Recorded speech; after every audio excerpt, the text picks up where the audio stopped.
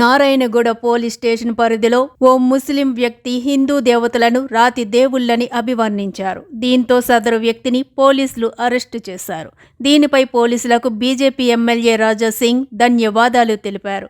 ఇలా ఎవరైనా హిందూ దేవులపై కామెంట్స్ చేస్తే వారిని అరెస్టు చేయాలని పోలీసులకు సూచించారు. అలాంటి వారికి స్పాట్ బెయిల్ రాకుండా శిక్ష పడేలా చూడాలని కోరారు రాజా సింగ్.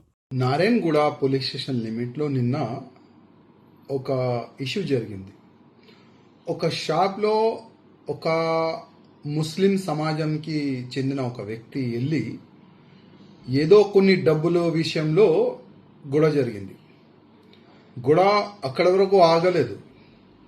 ఆ ముస్లిమ్స్ వ్యక్తి ఆ షాప్లో ఉన్న హిందూ వ్యక్తి పైన ఏ విధంగా అయినా కామెంట్ చేస్తుందంటే, నువ్వు ఒక రాయికి పూజ చేసే వ్యక్తి, నువ్వు నా ముందు ఎంత అని చాలా గలీజ్గా అయినా కామెంట్ చేసిండు. ఇమీడియట్గా సిటీ కమిషనర్ గారికి ఆ వీడియో పంపించిన తర్వాత ఇమీడియట్గా ఆ వ్యక్తి పైన ఎఫ్ఐఆర్ జరిగింది. ఇమీడియట్గా ఆ వ్యక్తికి అరెస్ట్ కూడా చేసుకున్నారు.